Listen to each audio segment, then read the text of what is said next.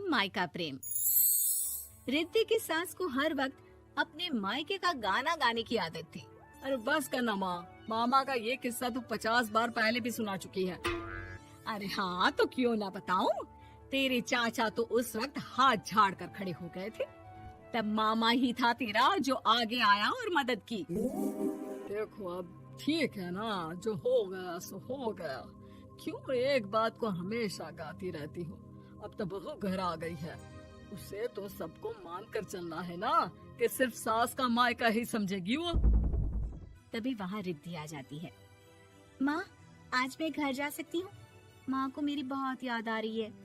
शादी के बाद एक बार भी नहीं गई। हाँ तो कौन जाता है।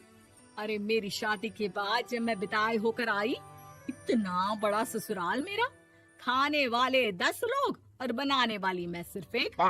ऐसा लग रहा था जैसे सिर्फ खाना बनाने के लिए ही ब्याह किया है। वो तो मेरा भाई था, गांव से एक काम करने वाली चाची को भेज दिया जो मेरा हाथ पटाती थी, और उसको पैसा, खाना, कपड़ा, रहने के लिए कमरा, वो सब किससे दिया था? तुम्हारे भाई ने। ये मामला रोज का था। ससुर भी जब गुस्सा होते तो वो सारी बात कह देते जो उनके मन में इतने समय से चल रही थी। मेरा भाई, भाभी, भतीजा, भतीजी सब छुड़वा दिया। मैंने जीवन भर सिर्फ तुम्हारे परिवार वालों से निभाया, लेकिन अब भी चैन नहीं है तुमको। बहू के सामने सास को लगा कि उसकी बेइज्जती हो रही है। अब सुन बहू, अपने कमरे में जा, कहीं नहीं जाना मायके वायके। घर का काम कौन करेगा? पड़ोसन। बहू समझ जाती है मामला गर्म चल रहा है। कमरे में जाने में ही भलाई है। कमरे में क्या है? तुम्हारी माँ हर वक्त चिक चिक चिक करती रहती है। कल ताई मिली थी तुम्हारी मुझे, लेकिन मजाल है सासू माँ की उन्होंने एक बुराई की हो, लेकिन सासू माँ हाँ, जब देखो तब ससुराल के लोगों की बुराई करती रहती है। बेचारे पापा जी कितना मिस करते हैं अपने घर वालों को। मेरा तो बड़ा मन करता है कि ताऊ जी, चाचा जी और सब मिलकर रहे, ना साथ रहे लेकिन आना जाना तो ठीक से रखे। हिंदुस्तान और पाकिस्तान एक हो सकता है, लेकिन चाचा और ताऊ के परिवार के साथ हम लोगों का मिलन ना जी ना, कभी नहीं हो सकता। ये बात है। देखिए मेरे साथ ना ज्यादा चैलेंज मत करिएगा। ऐसा कोई काम नहीं है जो मैं नहीं कर सकती। ससुर जी जो कि बहू की बात सुन रहे थे सामने आ जाते हैं। अरे बेटा, तू ये कर सकती है तो प्लीज मेरा परिवार किसी तरह मुझसे मिलवा दे। सारी जवानी तो मैंने किसी तरह काट ली, लेकिन जीवन के इस पड़ाव पर बहुत याद आती है मेरे परिवार की। हाँ हाँ पिताजी, आप चिंता मत करिए, बस मेरा साथ देते रहिए आप दोनों। फिर देखिए कैसे माँ जी भी ठीक हो जाएंगी और पूरा परिवार भी एक हो जाएगा। थोड़ी देर बाद बहू सामान लेकर घर से निकल रही होती है कि मना किया था ना तुझे मायके जाने के लिए, फिर क्यों जा रही है? बहू कुछ कहती इससे पहले ही बेटा बोलने लगता है। क्या है माँ, वो घर जा रही है। वैसे भी उसके माता पिता ने मुझे 10 लाख दिए तब जाकर मेरा काम शुरू हो पाया, वरना तूने मेरे लिए किया क्या है? अरे वाह बेटा, बचपन से पढ़ाया लिखाया, तेरे दुख दर्द में जगी, और आज वो लोग तुझे सही लग रहे हैं। और फिर ससुराल में लड़की खुश रहे, ये तो मायके वालों की जीवन भर की जिम्मेदारी रहती है। तो ये तुमको भी तो सोचना था ना। ताऊ जी ने पापा को पढ़ाया लिखाया, जब तुम नहीं आई थी तो पापा के लिए ताई जी ने पापा की माँ की तरह देखभाल की। अब बोलिए। अरे तू कुछ नहीं जानता बेटा, तेरे पापा को सब पता है, तभी वो उन लोगों से वास्ता नहीं रखते। मैं उन लोगों को जानता हूँ, लेकिन मैं तुम्हें नहीं जानता कि तुम्हारे मन के लायक काम नहीं हुआ तो तुम घर की शांति बर्बाद कर दोगी। सास जोर जोर से चिल्लाने लगती है।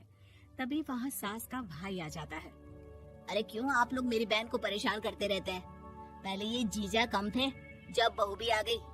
बहन, मैंने तो 30 साल पहले ही बोला था, अपना हिस्सा ले और छोड़ इन लोगों को, चल अपने साथ। बहू समझ जाती है कि मामा ससुर की नजर किस पर है। देखा, तुम लोग मुझे अकेला मत समझना, मेरा भाई खड़ा है आज भी मेरे लिए। बहू मायके जाती है और आते वक्त साथ में एक नौकरानी ले आती है। अरे बहू, कुछ खाने को दे दे। अरे आंटी, क्यों भाभी को परेशान करती रहती हो? उनके भाई ने मुझे जिम्मेदारी दी है। किसी भी चीज की परेशानी नहीं होनी चाहिए भाभी को। जो चाहिए मुझे बोलने का। आय हाय, बहू के मायके वालों का इतना दखल।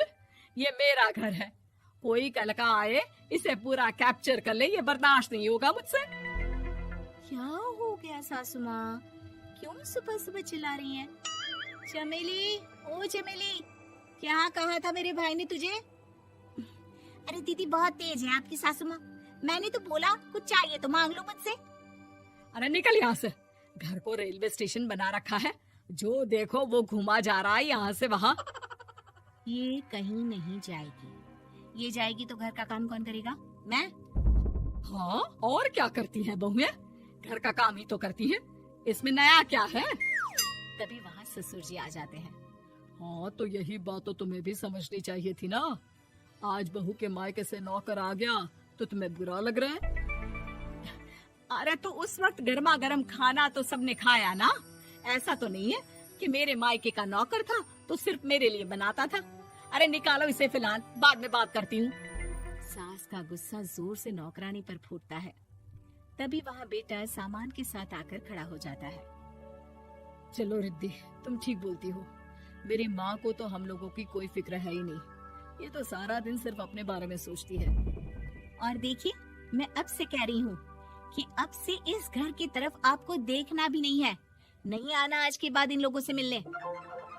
हाँ हाँ, बस कभी कभी दिन में 2 बार मिलने आ जाओ। नहीं, बिल्कुल नहीं। ससुर झूठा नाटक करते हुए। मेरी बीवी ने मुझे मेरे ही परिवार से दूर कर दिया, आज बहू मेरा इकलौता बेटा दूर कर रही है। हाय, कैसे जीऊंगा मैं?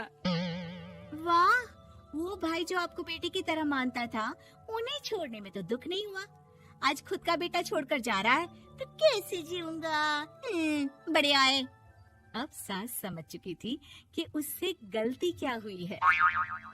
मुझे माफ कर दे बहू, अब मेरी समझ में आ गया कि अपनों से दूर कर बीवियां पति का भला नहीं बल्कि उन्हें जीवन में अकेला कर रही है।